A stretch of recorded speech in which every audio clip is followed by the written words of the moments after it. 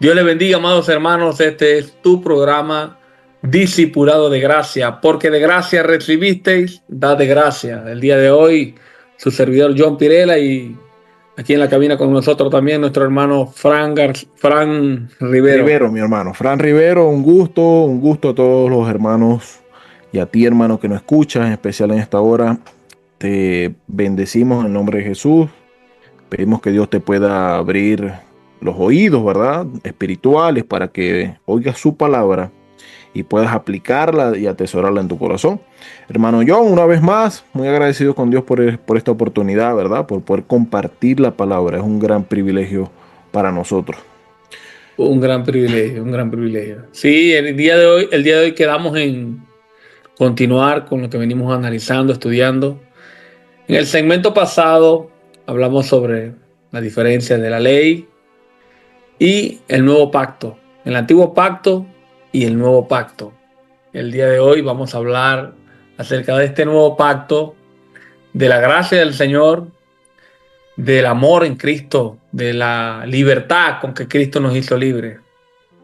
Esa gracia que Él derramó por todos nosotros. Pero antes yo quisiera, hermano Frank, eh, tocar el tema, antes de tocar el tema de la libertad, refrescar nuestro conocimiento del nuevo pacto, o sea, el cambio del antiguo al nuevo pacto. Y dar una retroalimentación a los hermanos. Sí, sí, sí.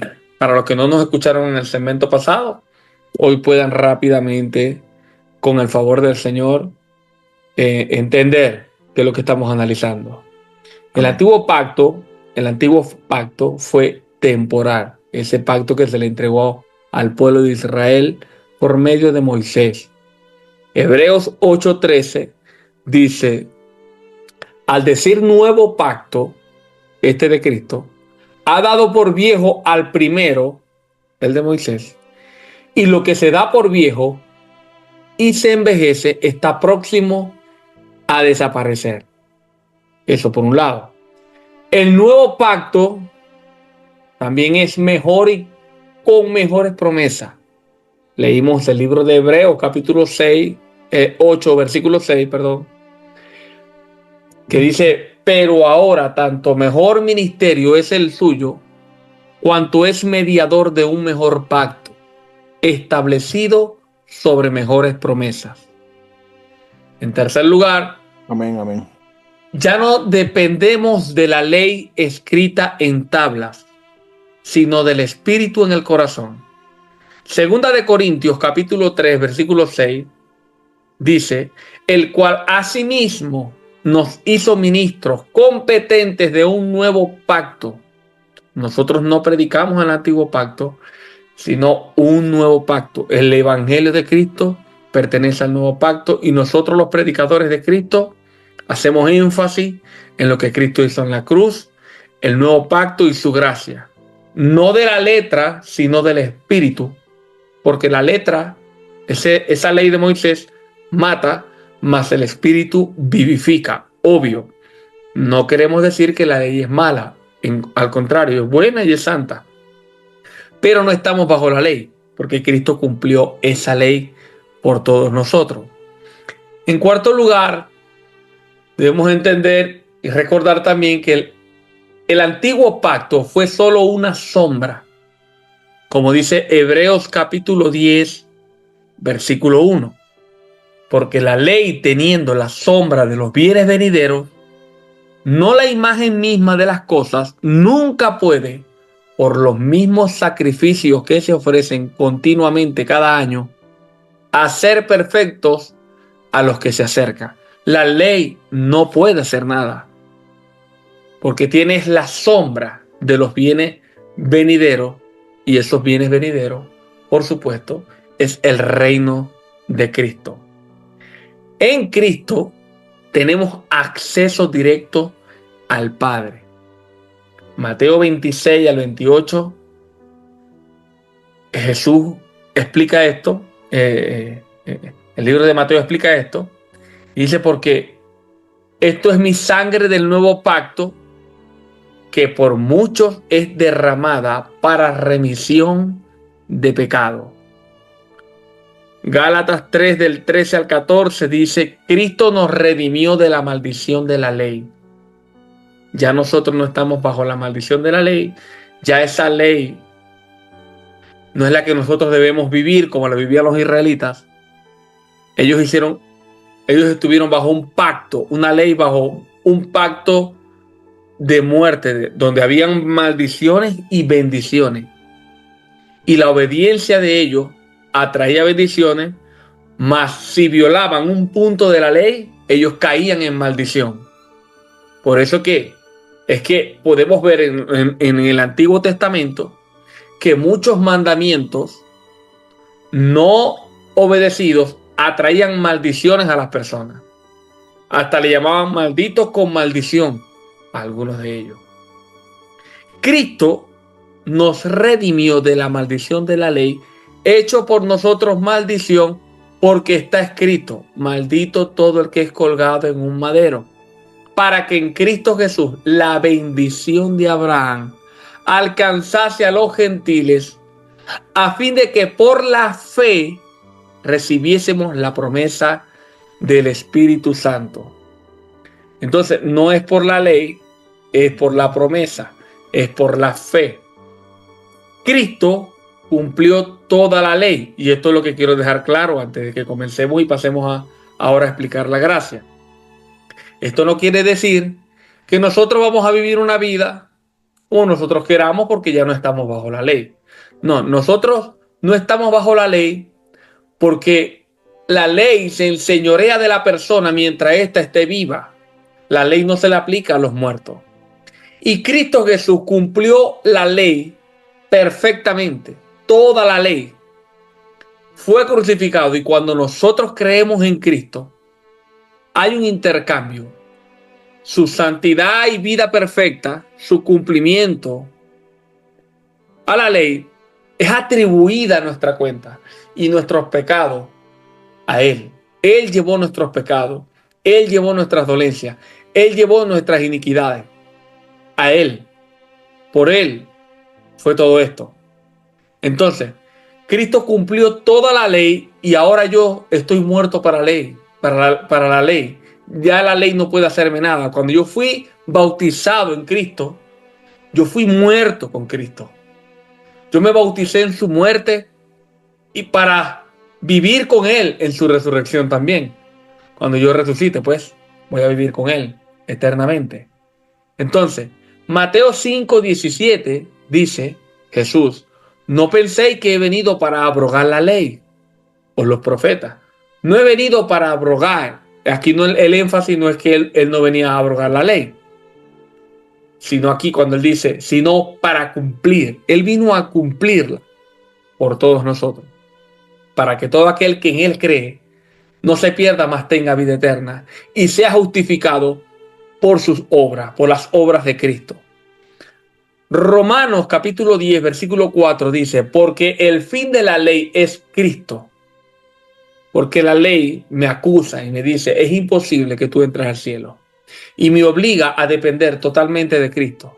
El fin de la ley es Cristo para justicia a todo aquel que cree.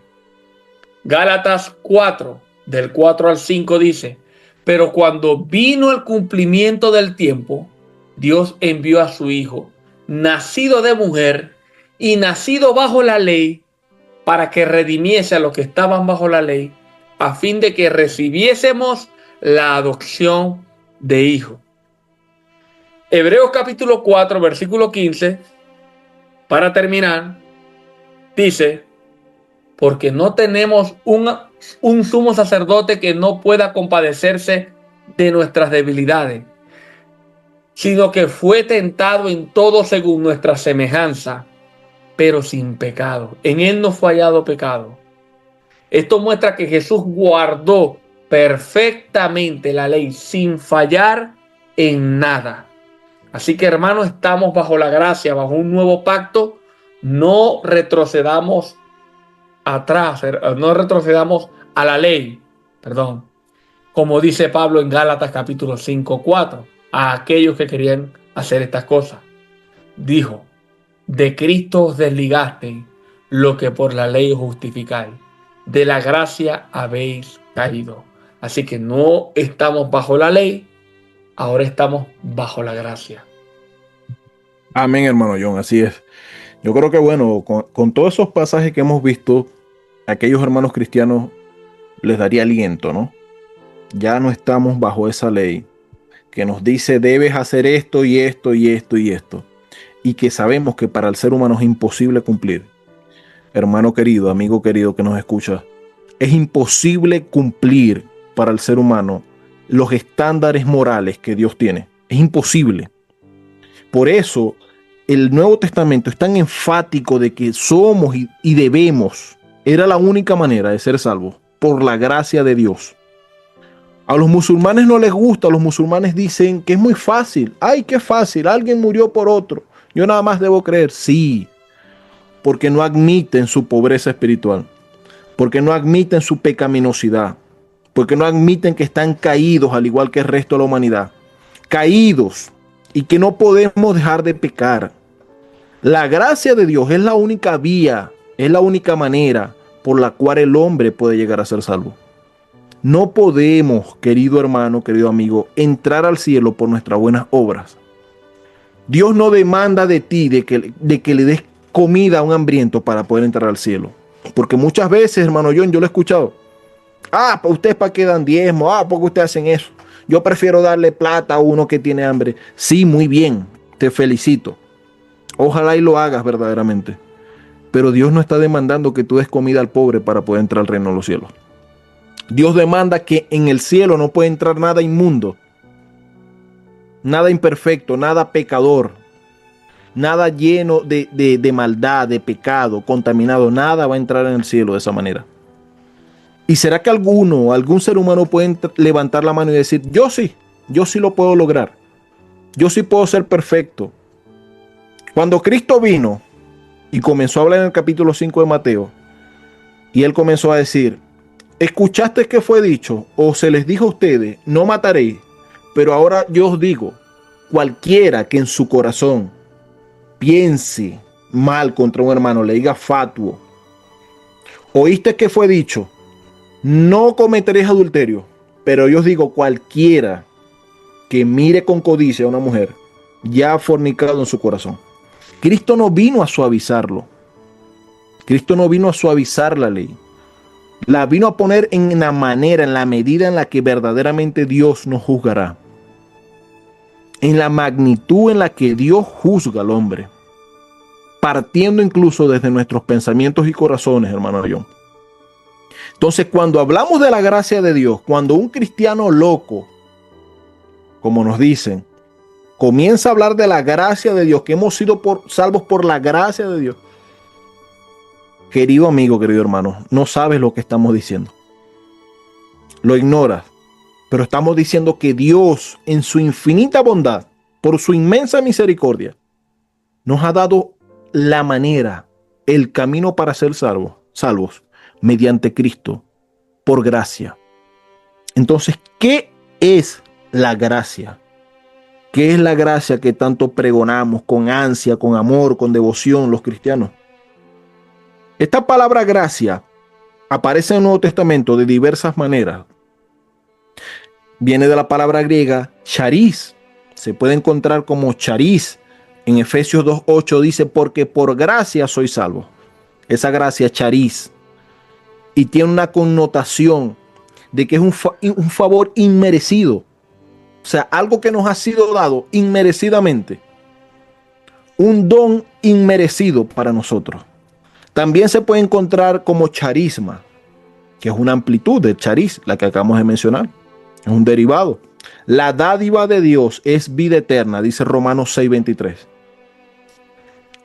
Connotación de algo dado por gracia. No es algo que te ganaste, es algo que a Dios le plació dar. Y era la única manera, amigo y hermano, que podíamos ser salvos nosotros.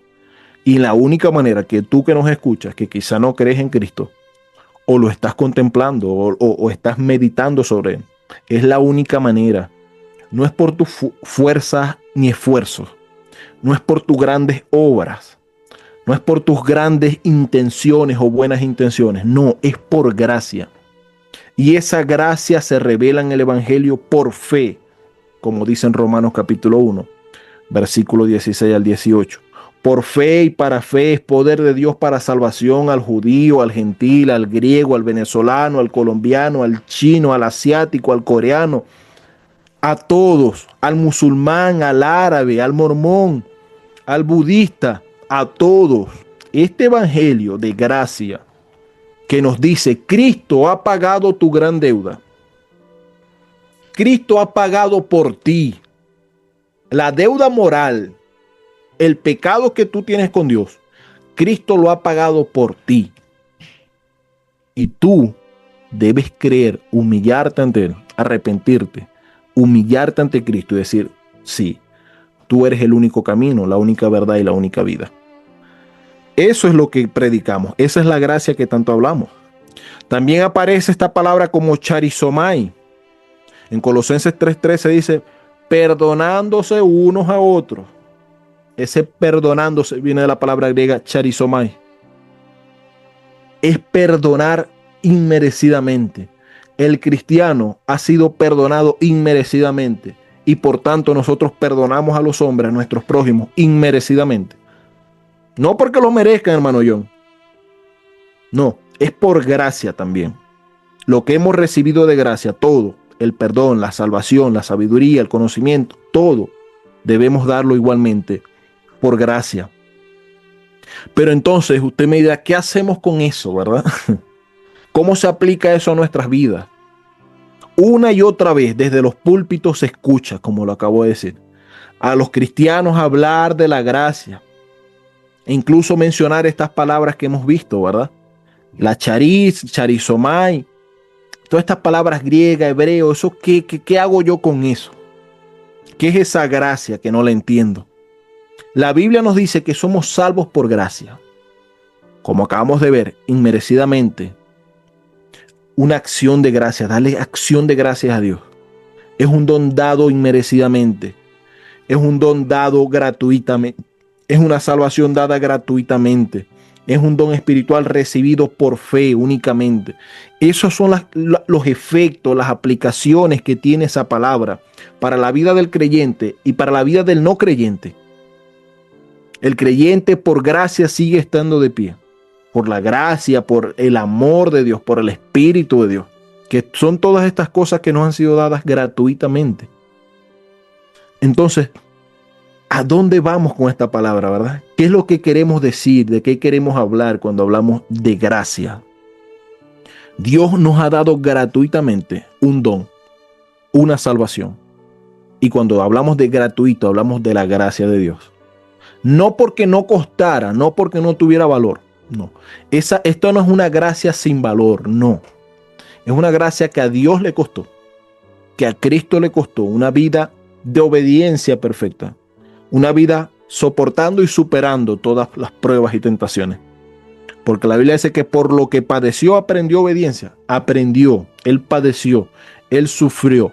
Él vivió una vida perfecta, recta, una vida que ninguno de nosotros ni pudimos ni podremos en ningún futuro, ni cercano ni lejano, de ninguna manera, ni convirtiéndonos en superhombres, ni mejorándonos mediante la nanotecnología, mediante el transhumanismo, de ninguna manera vamos a poder alcanzar el estándar moral que Dios demanda. De ninguna manera. Y mucho más que eso, porque Dios es un Dios clemente, es que no queremos someternos a Dios. Es que somos rebeldes voluntariamente delante de Dios. Entonces, ¿a dónde nos lleva esta gracia, verdad? Si esta palabra gracia es aplicada para la liberación, es aplicada a la liberación que Dios efectúa. Si es una gracia aplicada para nuestra salvación, es aplicada a la salvación que Dios efectúa. De ninguna manera nosotros. Si nosotros queremos obrar, ganarnos el cielo, como dice el musulmán, como dice el mormón, con sus misiones, como dice el adventista, guardando la dieta, guardando el sábado, y como dice incluso erróneamente muchos hermanos evangélicos, es que yo me gano la salvación, es que yo me mantengo en la salvación por obra. Estamos equivocados. estamos profundamente equivocados si pensamos que por obra podemos alcanzar el estándar, la plenitud, la moralidad, el carácter, la santidad que Dios demanda. La Biblia dice: buscar la santidad, sin la cual nadie verá al Señor. Y la Biblia también nos deja claro, es que ustedes no pueden. Y ese es el servicio de la ley, que nosotros no podemos por nosotros mismos, cumplir con toda la demanda moral de Dios. Hermano John. Sí, es muy importante tener eso en cuenta, hermano. Estas frases como, no, yo estoy pagando el precio. Usted puede utilizar esa frase en cuanto al ministerio, porque usted quiere un galardón en el cielo.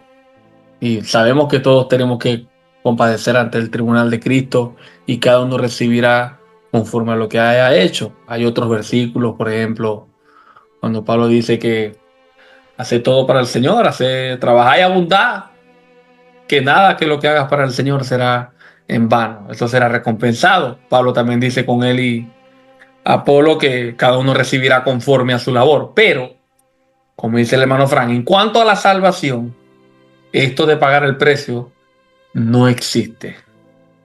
Todos, absolutamente todos, desde Adán hasta el último que morirá en Cristo, será salvo por su gracia.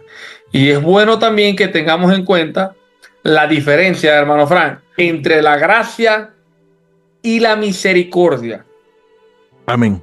Gracia es lo que dice el hermano, lo que le ha explicado el hermano Frank, se relaciona con el don, el regalo, la bendición que Dios otorga, sin que lo merezcamos. Pero antes de esta gracia, hay una misericordia. O sea, la misericordia se relaciona con la compasión y el perdón de Dios que detiene el castigo que justamente merecemos. Eso es misericordia. Es más negativa en el sentido de que frena, ella frena algo, la misericordia. No recibe condenación, no ser destruido, no, aunque suena positivo, ¿verdad? Es simplemente, ella detiene el castigo. No morir por lo que como merecíamos. Ejemplo, Lamentaciones 3:22, que dice: por la misericordia de Jehová no hemos sido consumidos, porque nunca decayeron sus misericordias. O sea, la misericordia no es que es negativa, sino es como neutra, pero detiene el castigo. Es buena, por supuesto que es buena, pero detiene. En cambio, la gracia es un don, un regalo, la bendición. O sea, aparte de que Dios detiene lo que merecemos, no, es que ahora Él nos regala la salvación. Nos regala la salvación en Cristo. Nos da su Espíritu Santo, nos guía, nos ayuda. Está con nosotros hasta el fin de nuestras vidas. Y con Él estaremos también toda la eternidad. Nos dará galardones. O sea, eso es la gracia. Cuando ya Él no está neutro, sino que también da, regala. Amén, amén. Así es. Creo que, bueno, sí es una buena distinción. Dios por su misericordia trabaja o se mueve para retenerse o para contenerse a sí mismo, ¿sí? Sí, sí. Para contenerse. ¿Por qué, hermano? ¿Por qué decimos eso? Dios no es un Dios autoritativo o un Dios vengativo, aunque de Él es la venganza. Pero la Biblia nos demuestra un Dios que es un Dios de abundante amor, de abundante redención. Nosotros seguimos aquí de pie, como dice la segunda carta de Pedro, capítulo 3, versículo 9, ¿no? Que no es que Dios está retardando su promesa, es que está teniendo misericordia de nosotros. Y esto ha pasado desde que hay humanidad, hermano John. Sí, adelante. No, o sea, en resumen, para que los hermanos puedan entenderlo de la manera más sencilla posible. Misericordia es igual a Dios no me da el castigo que merezco. Y gracia es igual a Dios me da bendiciones que no merezco. Amén. Amén. Así es, incluso un buen eslogan, ¿no? Ujú. Misericordia, Dios no me paga lo que yo merezco. No me da lo que yo merezco. Y la gracia es que me da lo que no merezco. Entonces, es así, ¿no? Incluso hoy estaba viendo, sin salir mucho del tema, pero yo estaba viendo varios argumentos sobre la resurrección y sobre la cantidad de evidencia que tenemos al respecto, ¿no? Y se dice que una de las evidencias de que Pablo estuvo al menos a 5 años, a 3 años después, se encuentra con el Señor, a poco tiempo después de la ascensión de Cristo, como a 2 o 3 años después. Y de ahí ya había tradición.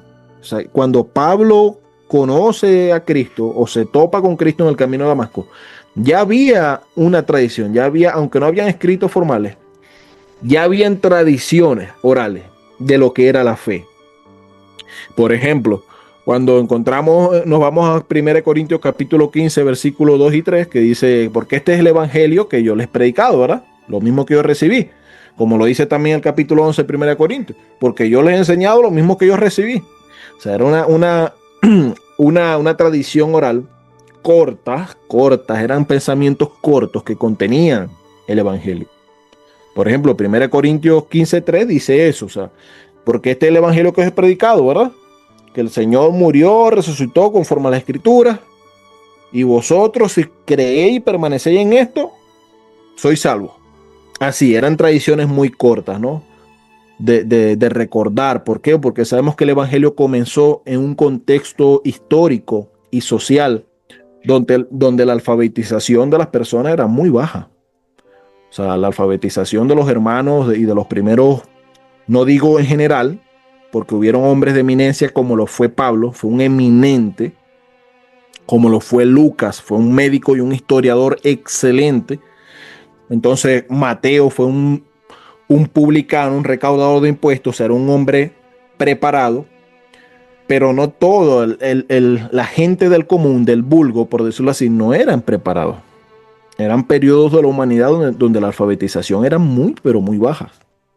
Si nosotros nos vamos ahorita, siglo XXI, año 2025, nos vamos a regiones remotas de nuestros países, sea Venezuela, sea Colombia, en Colombia hay una parte que se llama Nazaret, que queda en La Guajira. O sea, son un montón de personas que viven allí, aisladas totalmente prácticamente de la sociedad, sin educación siquiera. Entonces imagínese usted hace 2000 años atrás prácticamente cuando comenzó el evangelio, lo que era la alfabetización en aquel entonces, ¿no? Entonces, solamente eso como para recordarles que hay píldoras, ¿no? Como de sabiduría, lo que está diciendo el hermano John. Y así, en ese tipo de píldoras de sabiduría, encapsulaban porciones de los pensamientos del evangelio. Cristo murió y resucitó conforme a las escrituras. Y si vosotros creéis esto, sois salvos. Cuando llega al capítulo 11 que habla de la Santa Cena, porque yo os doy lo mismo que recibí. El Señor, tomando el pan, lo partió, y tomando la copa, la dio a beber. Así, cápsulas que conllevan grandes pensamientos y grandes verdades, ¿verdad? Como lo serían los proverbios. Pero bueno, siguiendo, entonces, volviéndolo al tema de la gracia, ¿no? Esta gracia, que como el hermano John lo ha ampliado, es una gracia que nos da lo que no merecemos. Nos da lo que no merecemos. Y si el regalo es magnífico, ¿cuánto más magnífico es el dador de ese regalo? Hermano John, ¿cuán grande es aquel que da tan hermoso regalo como lo es una salvación gratuita por gracia? Gratuita para nosotros, reiteramos. No para Dios ni para Cristo. Para Dios no fue gratuita y sin sufrimiento o no le costó nada, no. Costó mucho. Costó un sufrimiento real. Nosotros testificamos y predicamos que Cristo verdaderamente murió, sufrió el castigo del pecado. El que no conoció pecado, Dios lo hizo pecado por nosotros, para que nosotros seamos hechos justicia de Dios en Él. Porque vivió y murió, pero resucitó a vida eterna por el poder de Dios que le levantó de los muertos. Entonces, ya se nos acaba el tiempo, pero vamos a mirar una pequeña porción más. Esta gracia de la que el cristiano tanto habla no sería nada sin el mismo Cristo, amigo. No puedes recibir salvación a expensas o aparte de Cristo. No, Él es el único camino, verdad y vida, es el único. El que cree en Él, el creyente que no está tan agradecido, nosotros, no estamos tan agradecidos por ese don de gracia, ahorita que somos salvos, que por el dador. No estamos tan maravillados con esta salvación como lo estamos por el Salvador. El cristiano se enamora de Cristo y ya no vivimos simplemente agradeciendo la salvación, aunque lo hacemos, sino que vivimos enamorados de Él, de conocerlo a Él. Esta salvación nuestra es una gran salvación por el gran Salvador que tenemos. Esta salvación es maravillosa para el mundo por el maravilloso Salvador que tenemos. Por tanto, así como una letra hermosa no brilla a menos que alguien con una gran voz la interprete y le dé vida, así también este regalo es hermoso porque ha venido a través de un maravilloso, un hermoso Salvador como lo es Jesucristo. Jesucristo se humilló y padeció por nosotros para que tú por la fe, no se te demanda nada más para entrar en esta salvación, por la fe, vivas para Él. Y una vez que eres salvo, una vez que lo conoces, no te queda nada más que tratar de agradarle. Tú eres salvo por la fe, por gracia mediante la fe, por esta gracia. Y lo único que se te demanda es que te arrepientas y creas en Jesucristo. Esta salvación es tan grande, es tan maravillosa, porque ha venido de la mente y del corazón de un Dios grande y maravilloso. Un Dios que ha sido misericordioso infinitamente con nosotros. Porque a Dios nada le costaría simplemente checar los dedos, tronar los dedos y desaparecer a todos aquellos que han pecado contra Él. Pero como dice 2 de Pedro 3:9, es paciente con cada uno de nosotros, no queriendo que perezcamos. No, ese no es el plan de Dios. Yo sé que a veces fallamos como cristianos y hablamos como sádicamente de que Dios los va a mandar al infierno. Y debemos decirlo, hermano. Debemos decírselo, porque si su casa se está incendiando, efectivamente yo tengo que decirle a usted, hermano, su casa se está incendiando. No puedo taparlo. Ay, ¿qué va a pensar el hermano si le digo? ¿Se va a preocupar? No. Pero Dios, este Dios que dice definitivamente, si no te arrepientes y crees, pereceréis, es el Dios que ha planeado todo este plan de redención maravilloso y gratuito por gracia, por chariz, por charisma, para que por la fe nosotros podamos tener ese don de la salvación. Querido hermano John, es un tema maravilloso, pero tenemos que ya comenzar a cortar, ¿verdad? Sí, es un tema muy hermoso, muy que impacta a todo aquel que no haya escuchado el Evangelio anteriormente. Y si tú estás ahí escuchando este mensaje, déjame repetirte. La misericordia de Dios ha detenido de que Dios trate con tu vida según merece tu pecado. Pero más allá de la misericordia, hubo una gracia que se derramó en una cruz. El Hijo de Dios se entregó en tu lugar a morir por ti, por tus pecados, porque Dios te ama,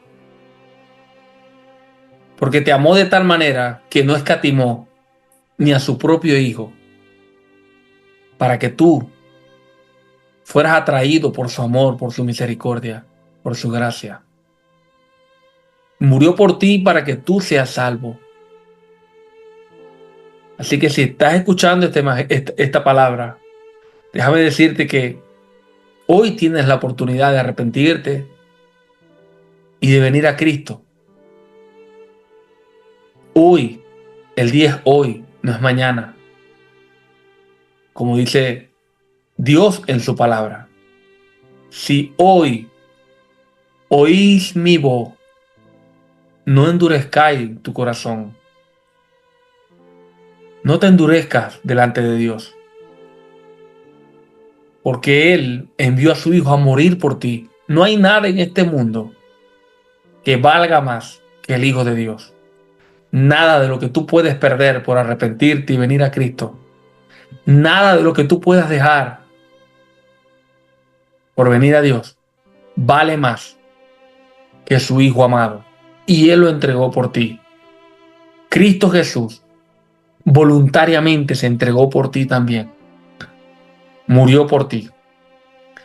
Así que, para terminar, te voy a leer Romanos, la carta de Romanos, capítulo 10, versículo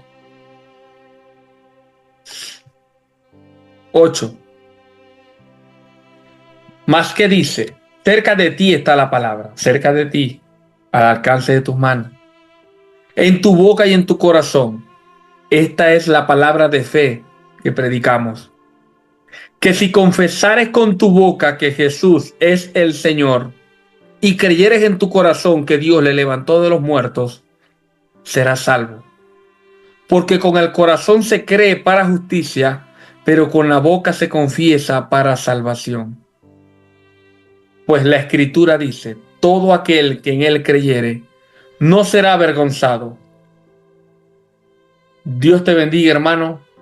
Yo espero que este mensaje haya sido de bendición a tu vida y que no dejes pasar un día más, sino que te arrepientas y vengas a Cristo, que Él nunca va a rechazar un corazón contrito y humillado.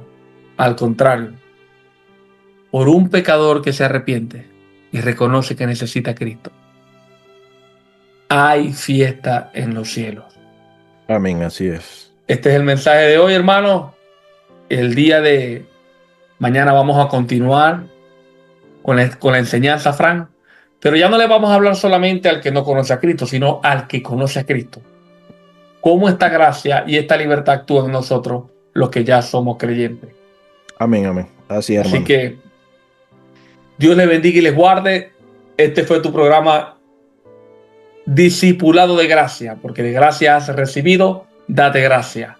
Les invito a la congregación Comunidad Cristiana La Voz de Dios en Sabaneta, por los frentes de la Clínica Zulia, subiendo por el Restaurante Domingo, por allí, por los frentes de la Clínica Zulia, subiendo por allí a 3 cuadras. Si se quiere comunicar con los pastores, llame al 0412-731-8538.